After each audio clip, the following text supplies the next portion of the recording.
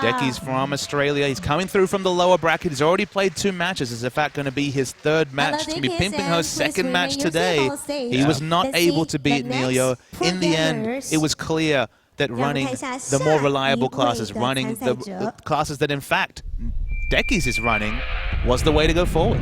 Yeah.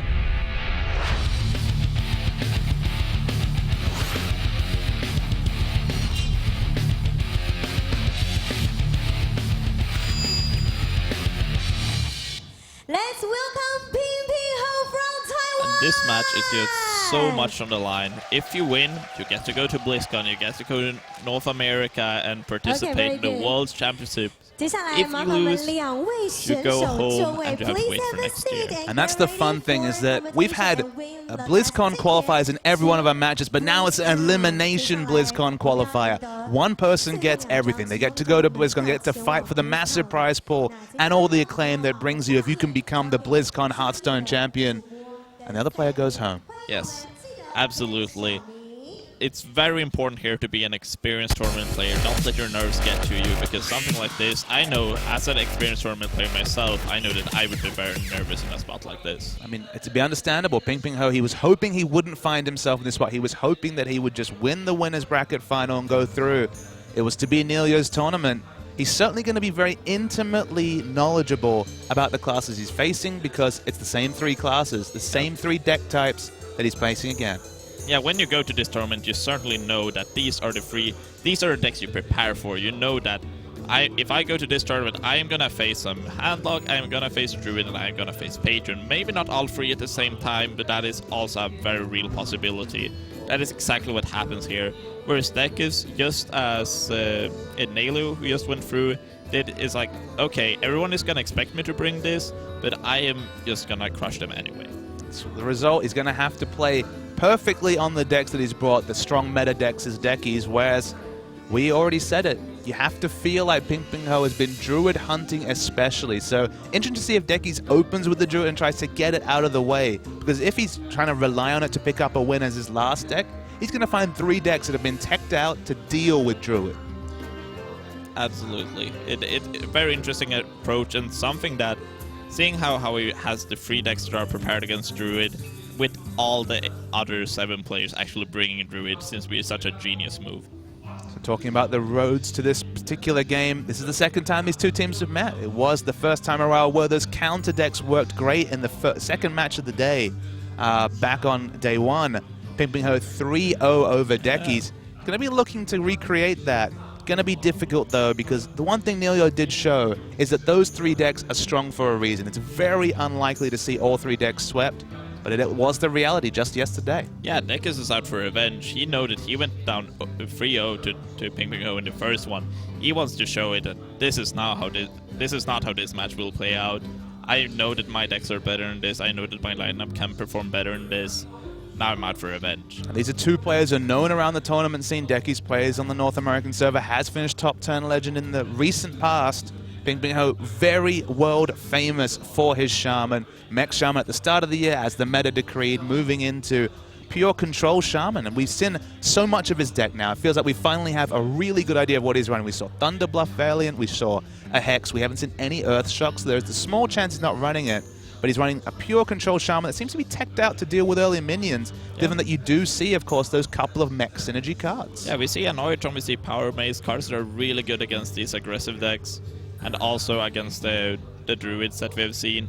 Something like Power Maze against the Darnassus Aspirant is so powerful, and if the Anoitron gets buffed by it too, that is just game right there most of the time. And we saw a crazy match between these 2 players the last time they met. We did see the Shaman versus the Druid. You'll remember that's the game where we saw some excellent lines of play from PinPingho, got into a dominating position, and then the second swipe came off the top to force a war that was only just a war of attrition won by PinPingho. It was a real close one, and we might get to see it again. Oh, I sure hope so. The last match, even though on paper we see a 3-0, it was very close games, and maybe this time the luck is a little bit more of Deckiz's side, and he can gain this extra little edge to win the match. We're going to find it out right now. One player goes to BlizzCon, the other goes home. It is PinPingho from Taiwan against Deckizz from Australia. We're going to see the start with the Patron Warrior. Okay, I thought maybe he'd run out the Druid and try and get it off the board, but he's going to hide the Druid for now. Patron Warrior against Control Shaman. Not a matchup we talk about in tournaments very often, but that's what we're left with. Yeah, this is a matchup that is considered to be very strong for Patron Warrior. Although, if you're an experienced enough Shaman player and have Tector deck towards beating Patron Warriors, so you're running Hearthstone, nothing we have seen from PinPingho so far, double Lightning Storm and stuff like that, it can certainly be an even match, but on paper, it's definitely very Patron favored. And there is Shaman archetypes that were considered to be very strong against Patron Warrior. Of course, Mech Shaman was considered to be one of the few counters against Patron Warrior earlier in the season. Finds the Annoyatron that's not so useful without the Power Mace, and in fact has Mulligan the Power Mace. Interesting.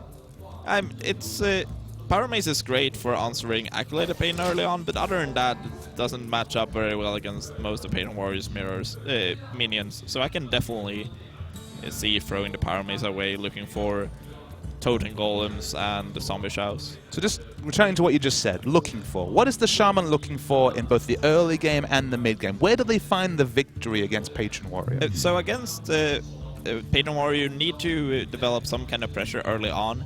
Because if you're going to the late game against Patron, you will eventually die to the Emperor and then the Warsong Frothing Berserker combo. So you need to put the pressure on your opponent, make them use their answers in an awkward manner, and beating them down pretty quick. And what I found most of the time is that I try to put pressure on my opponent and then I get a key Fire Elemental on turn 6, and that's the way I win as a Shaman.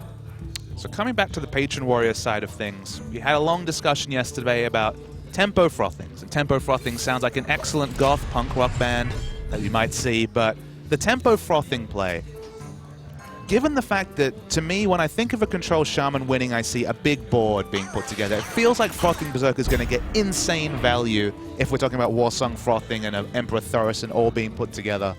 Is that the reality? Do you ever consider playing a Frothing Berserker on turn 3 against a Control Shaman? I think with a lack of better options, I would definitely consider it just to not let my Shaman opponent run away with the board.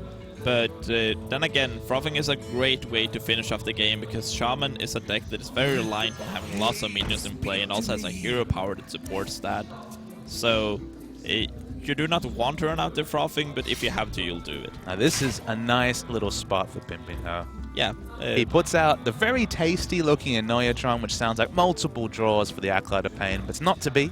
It will be eaten up. Surprisingly, he slowed down his line of play, went to attack the Acolyte of Pain, and then doesn't make the initial trade. I would be very surprised if we didn't see the attack on the Acolyte of Pain here. I'd be mortified. Yeah.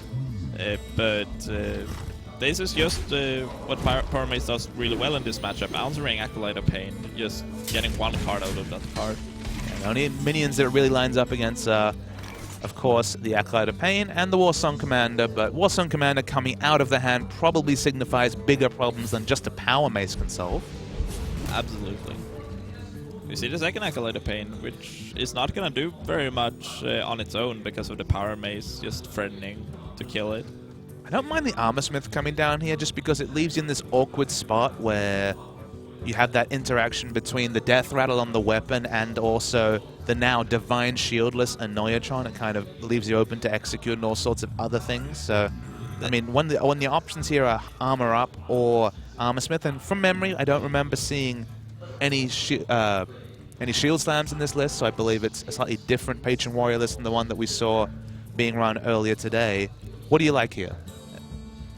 Here, I think I just like the... Yeah, I think I like throwing the Armor Smith out. It's not a very high value card. You don't have the Battle Rage to set the Armor Smith up with later. Wow. He goes for the Slam, which I'm actually kind of surprised to see. Because with the hand that Deckizz has, he is not afraid of a buffed Annoyatron, since he just has a Death Spite to answer it. You know what else is a strong totem to be buffed up? Well, it's not relevant here, because of course Power Mace doesn't work with the Totem Golem. No, exactly. But with the Thunderbluff Valent in the hand, the Totem Golem is going to pose a big threat to Deckizz a bit later on. Yeah, turn 6 at the earliest, you could of course coin in the Inspire mechanic in that situation. Don't really want to throw it down on turn 5 when you haven't seen any executes be used. No, that is very risky. Well, okay, he's just going to do it. Turn 4. I like it. I mean, it is risky, but I think it's a reasonable risk to take. But oh, right from the top, we see the execute being drawn. Right from the top. These are the words that have caused so much pain for PinPingho already today. He's had to deal with a lot of situations like that. Now, it's going to take you a whole turn, but Thunder Bluff Valiant, it's above even cards like Knife Juggler, I think, as you must remove instantly. Yeah, if that card sticks in play for 1 or 2 turns, it just snowballs the game completely with the hero power. I mean, the hero power and the totem golem in hand will both get massive. The board next turn will also be very, very scary. Will we see Deckizz invest in it? He's already mousing over, so yes, he will. Understands the power. PinPingho sees it from the top, and his Thunder Buff Valiant play went for the really aggressive line, and it's punished. Yeah, which is shows that PinPingho really realizes his role in the matchup with knowing that it needs to put pressure on Deckizz. And wants Deckizz to do, well, he doesn't want to see it and execute on the Thunder Bluff Valiant, but he needed to use one of his answers there in not a great way. A good way, but it was not great, really. Which is something that PinPingho is looking for Deckizz to do. See, the Feral Spirit here protects him against the Death Spite pretty well.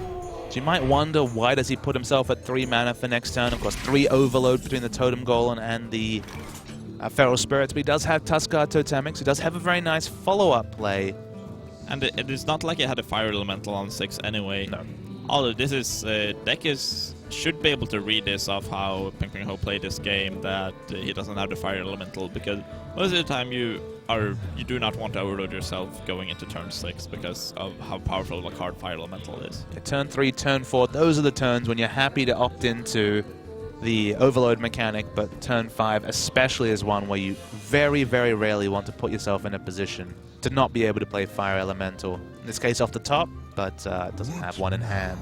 But not that many clear options or clear lines of play for Deckizz. He's actually got a lot of options, but none of them really jumping out as the superior one. Yeah, the only line I see really is to play Accolade of Pain and swing with Death Spite, just try to get more cards, because what they have to work with now is just not good enough. I'm not sure if I like this Armor Smith, but I would like to try to do... Oh. Wow. Oh.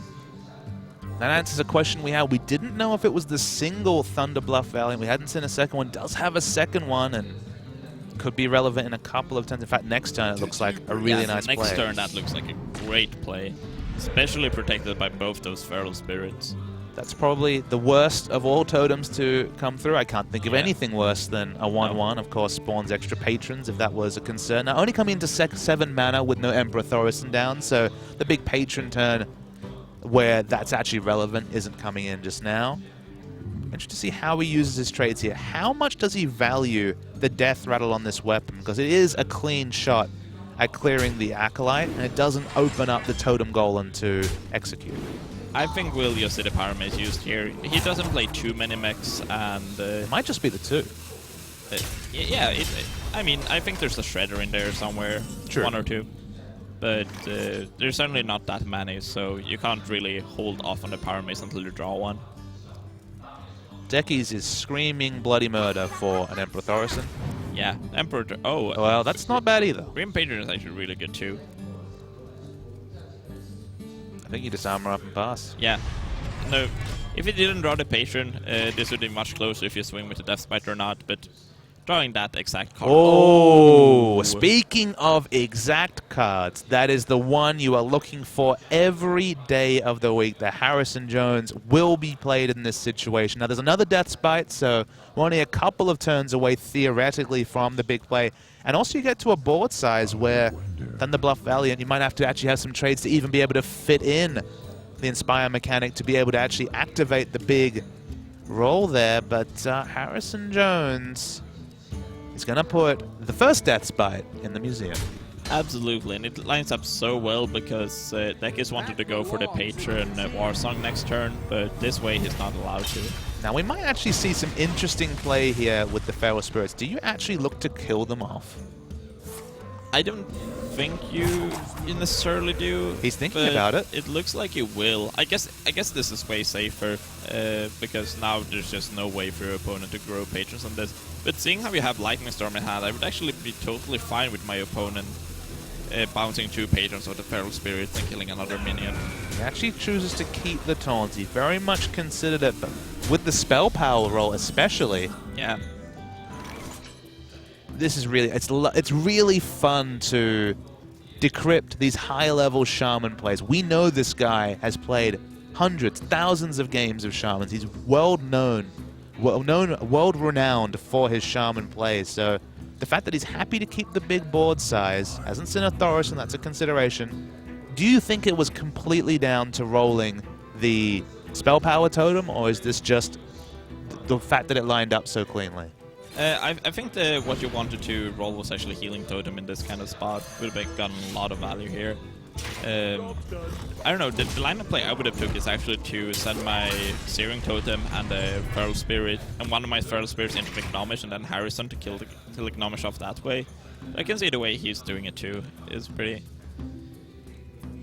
works pretty fine. We see the double Lightning Storm, which means that PinPingho is not only trying to be Druid with this deck, but also Patron Warrior with Harrison and double Lightning Storm. Well, he's going to have a hell of a big board. Yes. Here, Thunderblood Valiant comes out. Who rolls the so good Healing Totem here? He's doing a lot of damage as well. Yeah, just look. He got Deckizz down to 7 already. Has 3 direct damage so far with the Rockbiter weapon. I mean, this is a turn where you have to get so many things done. You have to kill this entire board and start to develop threats, but with no Thorison, how will he do it? I think you are able to do that, if I'm not incorrect. You can Warzone Commander Patron, send a Patron into the Feral Spirit, then Death Spite, the Thunder Bluff Valiant, and Whirlwind.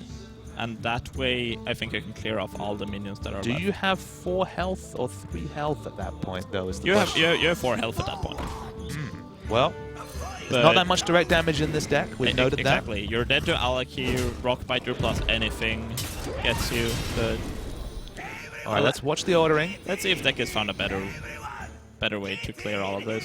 Looks like he did, because he is taking it, and he's paying way more. Well, he is thinking way harder about this game than I am, but that Thunderbluff Valiant looks very painful to clear right now.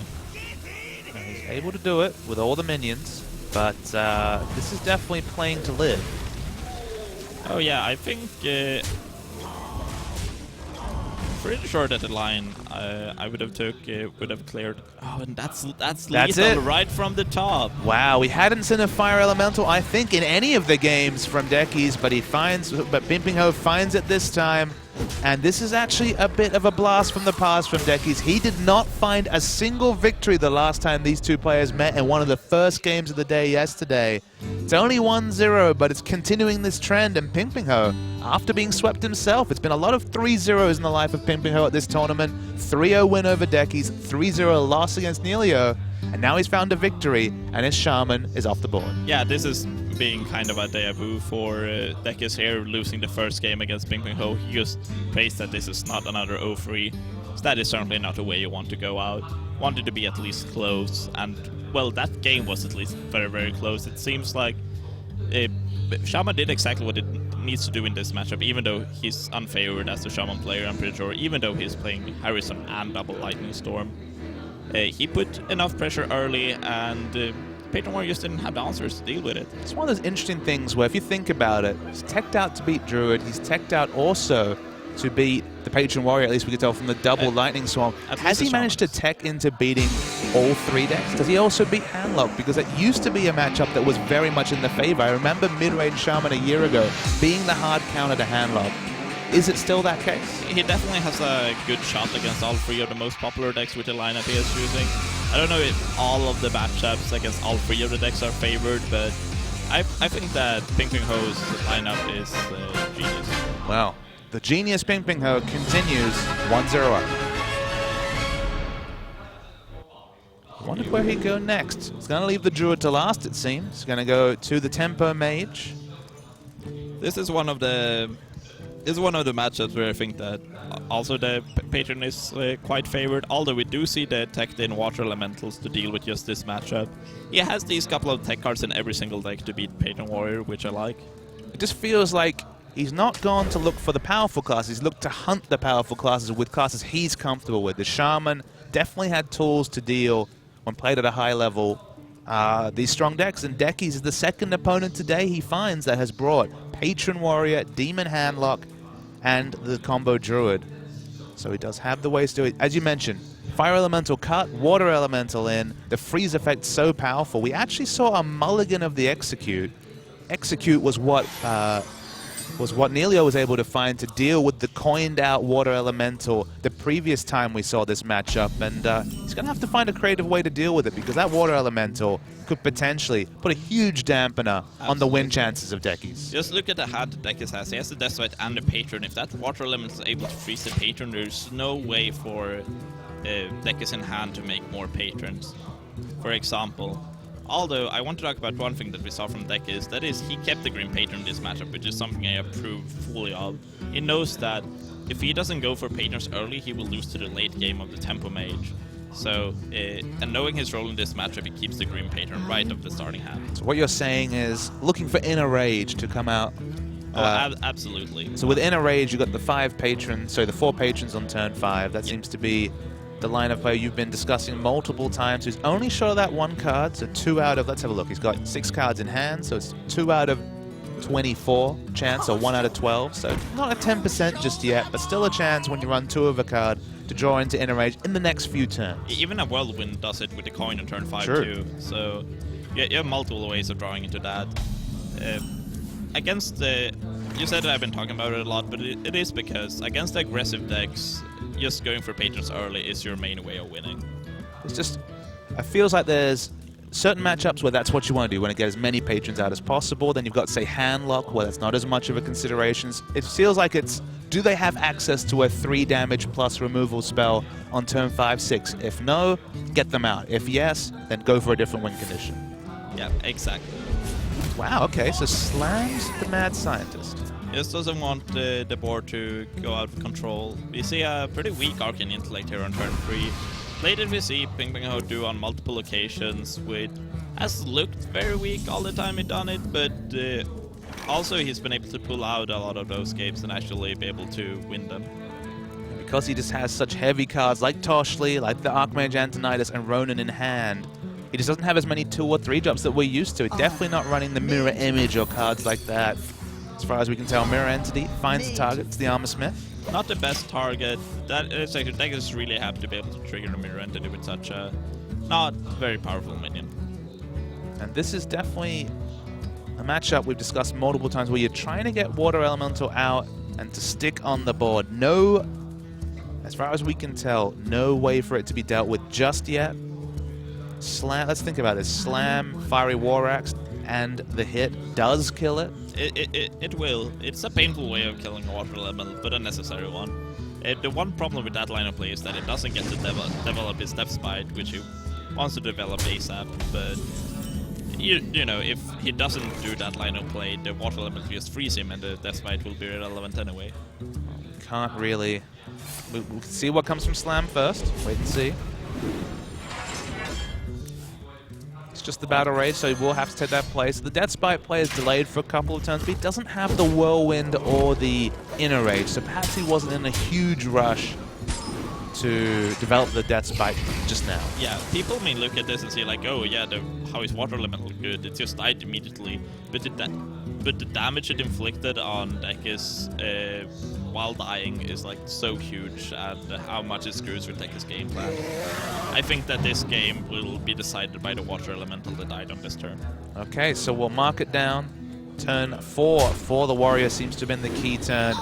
It wasn't a perma-freeze situation, but it did take a complete turn of removal, basically sacked his whole board, lost him a little tempo, and if Tempo Mage can live up to its name, this is the part where they should start running away with the matchup. Yeah, absolutely. We see actually, for next turn of Deckizz, it looks like he just has to play a couple of Battle Ragers for just a single card. Because I didn't see anything else that he can really do to develop this board in a efficient way. Well, he's playing for a Thorson. Absolutely. Thorson would be decent. It would actually not even be that amazing. Thorson not being that amazing. When we're talking about Patron Warrior, certainly not a sentence that's spoken too often. Picks up the unstable ghoul, so he's probably not worried about giving armor to the mage, so perhaps it's just unstable ghoul, Acolyte of Pain? Yeah, I could see that. The Battle Rage Acolyte of Pain, just to get one of those Battle Rages out of the hand, is a possibility too.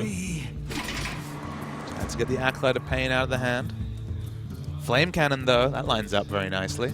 Yeah, I think this is... You just kill it with your board, though, and save the Flame Cannon for later on. Flame Cannon is actually pretty good at removing Emperor of Tarzan if that were to come out next turn. That would require the Azadrake to stick. I guess Ping, of course, is only 4 mana to invest the Flame Cannon and Ping, so maybe it's not as big a consideration. Has access to 6 mana and a lot of threats. We'll see what it goes for. I would not hate to see a Loatheb too, to just like have your board is already very developed and like just to maintain the board, but doing this and having Loatheb for the following turn is also very strong. You thought his board was developed before. Now it's really big. Yeah. Now it does a lot of pressure, a lot of damage. It actually doesn't have spells in hand to back it up, but the Loatheb to lock out plays around the turn 7, specifically the turn 8, could be very relevant. Finally going to develop this Death Spite, it looks like. Very, very delayed because of the Water Elemental. Always the Water Elemental. Water Elemental on the mind, Orange. Absolutely. I'm just coming back to that. I'll tell you again, that is what will decide this game, and looks to be the case. I feel like the Tempo Mage found its footing off the back of the Water Elemental. The tech decision over the piloted Shredder seems to have paid off big dividends. And look, there's his friend. There's another one. There's his brother, Water Elemental. His name's Robert. The other one was Dick. Richard to his friends, actually, funnily enough. The more you know. The more you know. Naming Water Elementals. I learned so much casting this event. It's unreal. Well, I mean, when it comes to some of the decks that have come out, you've definitely had to rack your brain for Shaman matchups, for lots of Tempo Mage matchups. That's been just as common, in fact, more common than Patron Warrior. Oh yeah, absolutely. Has been, what a crazy event, man. Yeah, we have seen more Tempo Mage games than we've seen Patron Warrior games, which it's a nice world to live in. It absolutely is. It's the Hearthstone I enjoyed most. This is the Hearthstone you look for. Well, going to the face was also something you're a big fan of. He doesn't care about if Deckizz is able to get an extra value card of that Armor Smith with his Acolyte of Pain. He goes for the face and looks to kill his opponent. Well, there's not much value in a single extra card when you're down to 11 health and there's 15 damage on board. Only defensive mechanism here is the Unstable Ghoul, and it doesn't look that great to him. Not the most robust of minions. Absolutely not. I mean, you have to try something, but what is that something? Alright, well, it's draw time. He's probably just going to draw another card of the Sorcerer's Apprentice to make it harder for PinPingho to get through. Just trying to decrease the ways to get through. Actually, not that bad of a position now for Deckizz, considering that there's no Fireball or Frostbolt in PinPingho's hand. Oh boy, that's lethal. Saying that is a lethal draw from PinPingho. Oh my god. Actually had multiple ways to do it. Could have just Mad Scientist Ping and then Frostbolt the face, but goes for this line, which gets him the most armor, which has to feel good. We were talking about the war stories, the fact that he lost 3-0 the last time. He's on the ropes again, Orange. He's 2-0 down, and PinPingho's got 3 games to find a win with Druid. Yeah, PinPingho is 1 game away with his aggressive Druid. Deckizz is 1. If he picks up 1 more loss, he is not going to BlizzCon. And Deckizz is 1 game away from being eliminated from this tournament. The first player today, of course, to be eliminated, as we had double elimination matchups in our first 2. More than a foot into BlizzCon, you have to think so far for PinPingho. This Shaman God is very, very close. He just has to find a win with Druid. Notably, despite the fact that every player brought Druid to this tournament, he's the one with the interesting Druid. He's got Druid the Saber in there. He's got Living Roots. It's definitely a more aggressive deck. Does run the Ancients of Lore, but how does it do in the mirror match? If we do see a Druid mirror match, does the logic hold that the slightly more aggressive deck will win more often? Yes, that is definitely the case in the Druid mirror. It's all about developing your board, and the aggressive Druid is way better at doing such things. So the aggressive Druid is definitely favored in such a matchup, which speaks looks really, really well for PinPingho at the moment. Sticky minions, large board size, then out comes the Savage Roar, and you get that lethal turn 5, turn 6 is what really jumps out. Yeah, also one thing we haven't even mentioned, there's a handlock in Deckizz lineup that has to win against aggressive Druid. That is not very easy, let me tell you. I mean, a lot of decks need to win against this Druid. All the decks need to win against Druid. Oh yeah, and I think the Druid matches up pretty well against all three of them. So where do you start? Your Deckizz, do you just go with the deck you're most comfortable with? I'm not sure. It's all a personality thing. You have to win with all three of them. For me, if I'm in this spot, I just flip a coin. I know that, yeah, I have to win with this number of decks. It doesn't really matter. A three-sided coin? Well,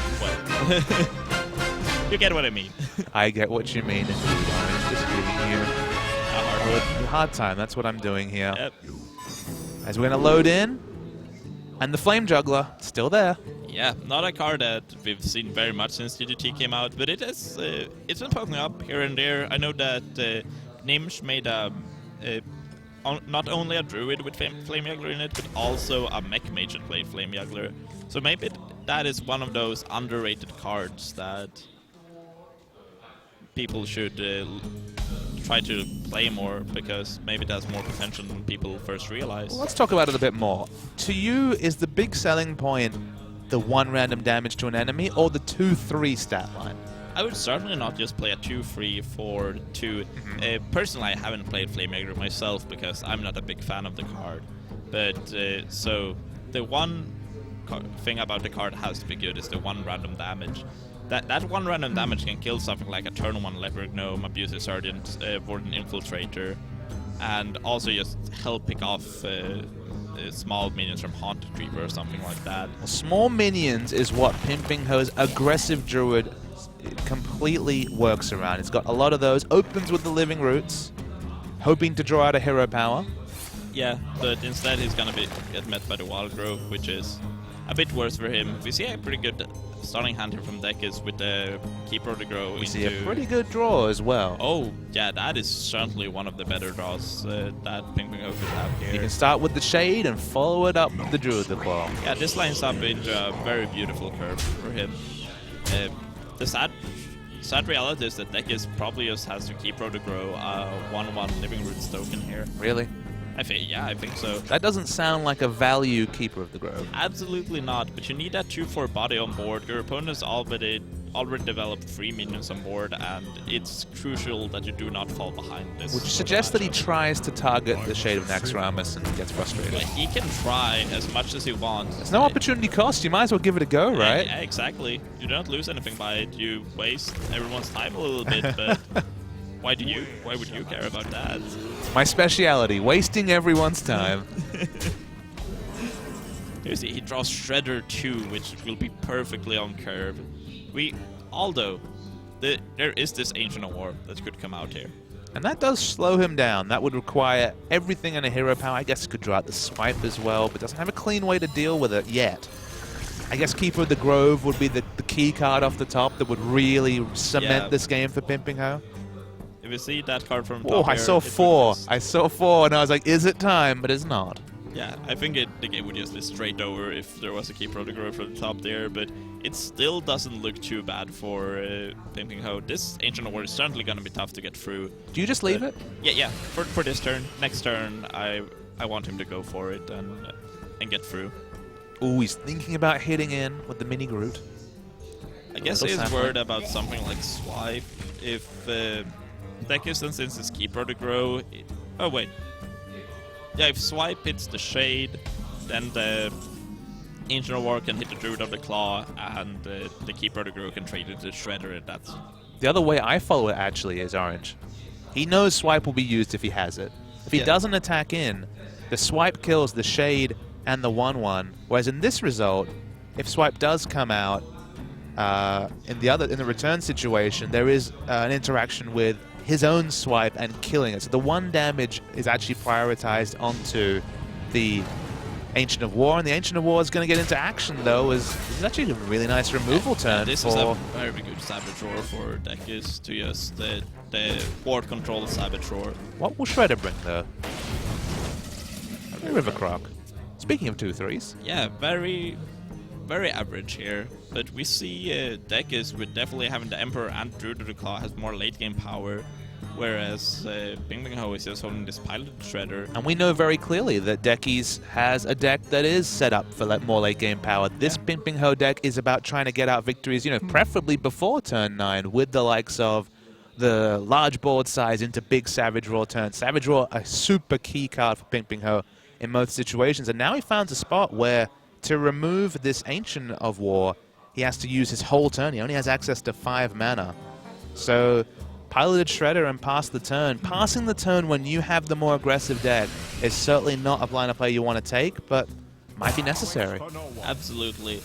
You want to do this with the Piloted Shredder just because that is such a great minion to trade up with most of it, like all the time. So just spending your turn, developing no board, you have nothing against your opponent's 7 mana. That is not where you want to be in the matchup. Well, he didn't make this trade, but it's going to come in. You'd expect the River Crocodile to die. Although if he takes out the River Crocodile, Swipe and the Piloted Shredder deals with his whole board. There is no way for Deckizz to make this play that for this swipe to not be very, very good for PinPingho. His best way is probably to just attack the River Crocodile, but even then, PinPingho will clear Deckizz board and play their asses. So given that fact, maybe you just go face. Yeah, if you expect swipe, face is the place.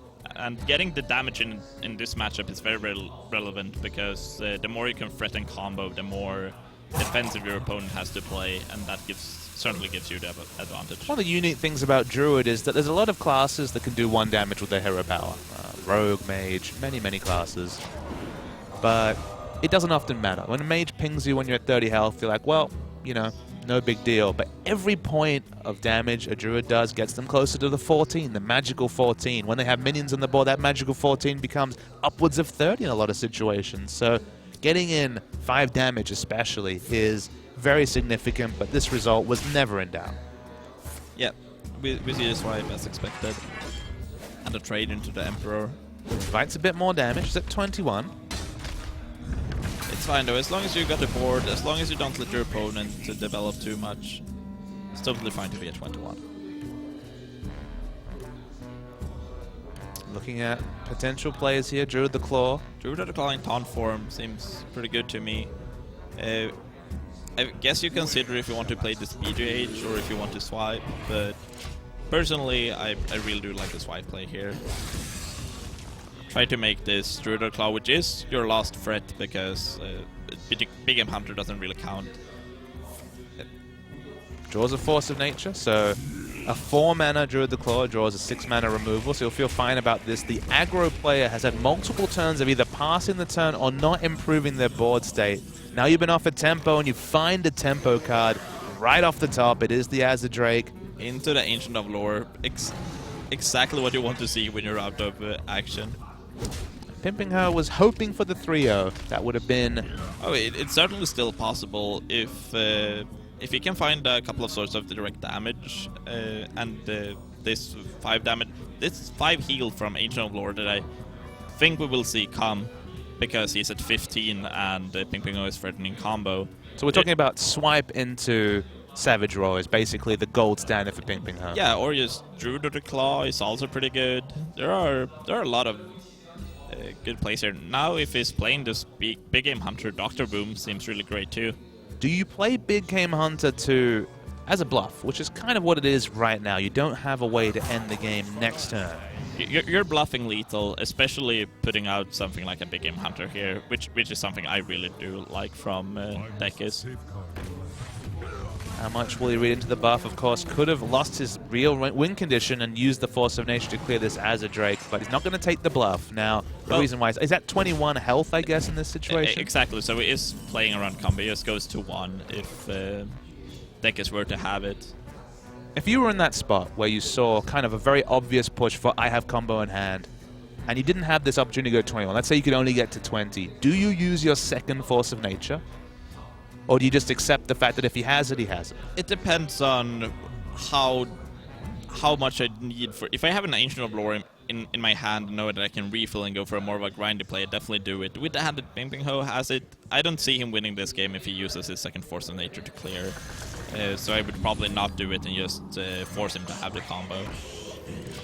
So it's very dependent on your hand and your game plan in the game. Pushes him back down to 9 mana. Well, that's going to at least clear out the Azadrake with picking up the Keeper of the Grove, but the aggressive deck has spent so many turns either not developing threats or being slowed down that feels like Deckizz has pretty iron grasp on this game. Yeah, exactly. If he can clear these 2 keepers from the board, he is just it's just short of damage. PinPingho is just short of damage from killing Deckizz, even if it would draw Savage Roar, because the Innervate allows him to do a 15 damage combo, but Deckizz will be slightly higher than that. Uses his Force of Nature. We'll use the Keeper to Grow too to clear this completely, and I probably would like to see the Shade come out here. And the big factor, of course, is that puts him into Savage Roar lethal range.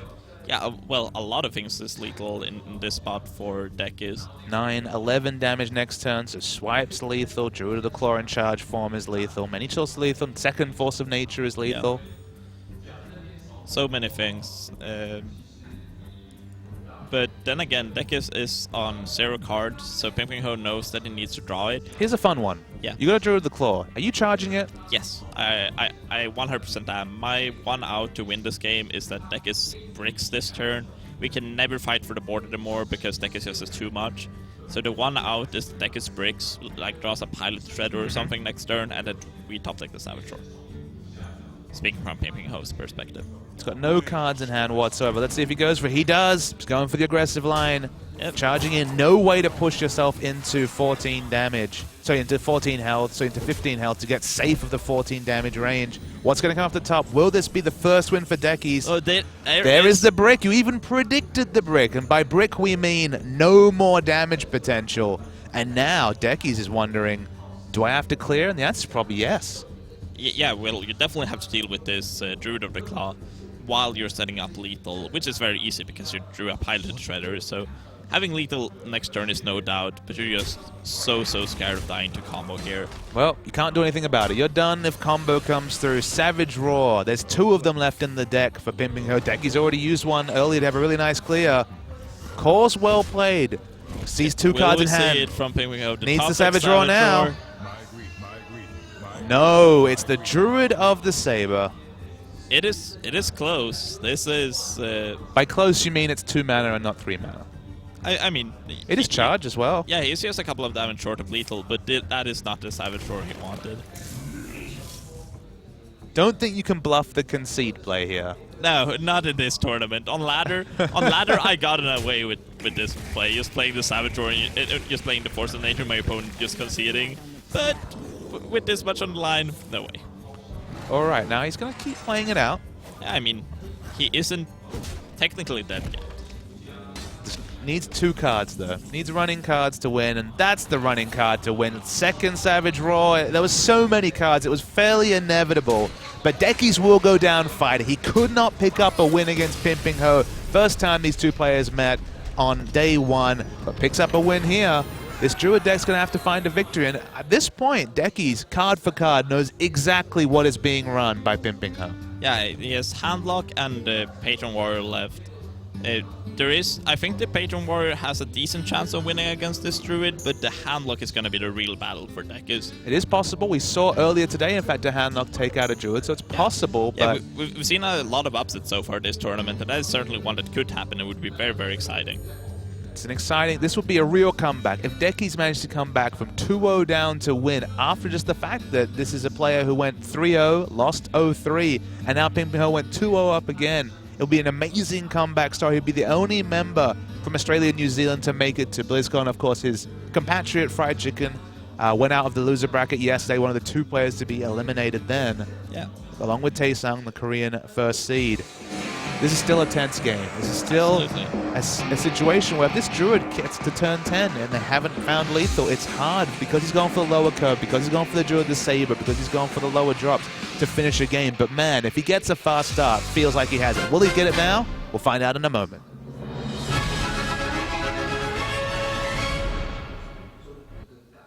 we see Deckizz going for the handlock now. This is the matchup that is. This is the match that is very important for him to get a win with, and it's absolutely the hardest for him to get a win in. I have a question for you. Yeah. Living Roots, Druid the Saber, Flame Juggler, all low drops. Of course, this is Druid, though, that's all about the ramp. Are you mulliganing part of this hand, despite the fact that it's all playable, board-relevant cards in the early game? I think you can mulligan the Flame Juggler, but I'm not sure if you do, but you certainly can. Wow. But I think I would personally, I don't have too much experience with the deck, but I would probably keep the Living Roots and the Druid of the Saber. Amazingly went for the full mulligan looking for ramp, got Innovate, but that's certainly not the one he was looking for. He did get the Big Game Hunter, which is very, very important. Very relevant in this situation. If he picks up a Wild Growth, this is also a very early Dr. Boom. See some running cards. That's what he kind of needs. Doesn't have anything playable. Now he can, of course, go into like, okay, this is good. Find a 2-drop. That is definitely good and something he wants, because he wants to hold on to this innovating coin to potentially make an early Dr. Boom in this matchup. Yeah, it's a very, very easy way of winning the game, just putting up a Dr. Boom on turn 4 or 5. Yeah, the question is between a turn 2 Druid of the Claw or a turn 4 Dr. Boom. Decides to go for the Dr. Boom. Wants to get that on the board. It's not impossible that if you see a Pilot Shredder drawn next turn, you will see a Druid of the Claw come out on turn 3. But having a 2-drop, I just think it's correct for him to play the 2-drop on curve. Deckizz knows that this is a more aggressive Druid. Obviously signified by the fact that Druid the Saber is already on the board, but we'll keep tapping. Honestly, he's got only one 4-drop, and it's the Void Call, and certainly not a great spot to put it down, given the fact that there's no demons in hand. Yeah, PinPingho even draws the Keeper to answer the 4-drop, so he has the 2 cards you want. You want the Big Game Hunter to answer the Giant, and you want the Keeper to go to answer Void Caller or Twilight Drake. Then you have all the 4-drops in check. No Taunt Givers in the hand of Deckizz. So here I would like to see the Innervate Druid of the Claw actually, and just go for the turn 6 Dr. Boom instead. You have a great play in Keeper of the Grove next turn, or the Big Game Hunter, depending on what drops out your deck is. And so I really like just having a powerful turn here. It's always interesting to see you talking about how these turns change, where, you know, a turn ago you're really set on picking up the Dr. Boom, then of course the card off the top really changes. And that's why when we saw Chili, for example, playing so fast, you really have to be conscious of what you're looking to do in future turns, and that changes with every new card that comes off the top of the deck. Oh, absolutely. I think we'll just see a Void Color here. It's very threatening to PinPingho, even though Deckizz knows that it isn't holding another demon. It's still just the threat of dropping out a Doomguard or something is very, very big. Well, let's think of his other options. I guess he can Dark Bomb the Druid the Saber. That feels pretty awful, Dark Bomb into Ancient Watcher, but he could Hellfire and set up for a Dark Bomb next turn. Doesn't feel great either. He has a Molten Giant, so I guess you can somewhat understand the beginnings of the logic there. You know, start inviting that to be playable very early before there's enough of a board that Savage Raw Lethal can come through, but yeah, not a clear-cut play. There's no really obvious 4-drop, despite the fact that Void Core is one of the ones that's really locked down Demon Handlock as the most powerful Handlock archetype right now. The Void Color would line up really, really well, because the line that PinPingho would take is to Keeper of the Grove, silence the Void Collar, send Druid of the Claw in, and then you can Hellfire Mortal Coil the following turn to clear the whole board. Well, Deckizz doesn't take what, as you mentioned, would be a very clear couple of turn play, but it feels like the Hellfire is going to be drawn out now. Yeah, I think so too. Doesn't have the mana to go for the clean clear. 1 mana off the Dark Bomb and Hellfire play. Deckizz with a very, very awkward hand here. He has to win this game to be able to go through the Blaze Gun, but it's looking really grim. Yeah, he's found the value for Void Caller, but Void Caller into Void Caller is not the value you're looking for. It's that one Doomguard or that one Mal'Ganis. I guess Jiraxxus in this matchup also is a pretty good one, but yeah, he's in a really awkward spot. Savage Raw, it feels like, is kind of the king draw. Every turn he's desperate for Savage Raw off the top, because this is the spot where Deckizz, in most cases, is comfortable in, but never comfortable at 17 health against a Druid. Yeah, Savage Raw does such absurd numbers of damage in this matchup, and also allows you to push through for damage and never put the handlock into Molten Giant range, which is the most important thing. Well, we talked about that play before. The Hellfire into the Mortal Coil. It puts you down to very low health, but now, on the other hand, this is a... Deckizz has a great turn here. He can Hellfire, he can Mortal Coil, and he can play the Molten Giant in the same turn. yeah, he has exact mana to do that. That is quite the turn. We are to know that Big Game Hunter is the answer to the Molten Giant, but finally Deckizz has a swing turn. This is what, of course, Handlock does. When it can leverage its life total and its hand size, it can have big swing turns, but there's swing turns and there's swing cards, and Big Game Hunter's certainly that. Yeah, gonna swing it right back, but also being able to develop a Pilot Shredder here. And everything is great. Even if another Hellfire came out for some reason, he's got Force of Nature, he's got Dr. Boom, he's got Burst, and he's got the primo 7-drop. PinPingho, so close to BlizzCon. Absolutely. He is just 11 life points away, which is, when you put it that way, after how far he has gone, putting up ladder results, tournament results, getting points through several months, and then going through multiple tournaments to just get to this spot. 11 life points to go to BlizzCon doesn't sound like very much. We're talking about single-digit turns to BlizzCon, which, given the reality that a lot of our viewers will be playing a game right now, it's just crazy how close he is to BlizzCon.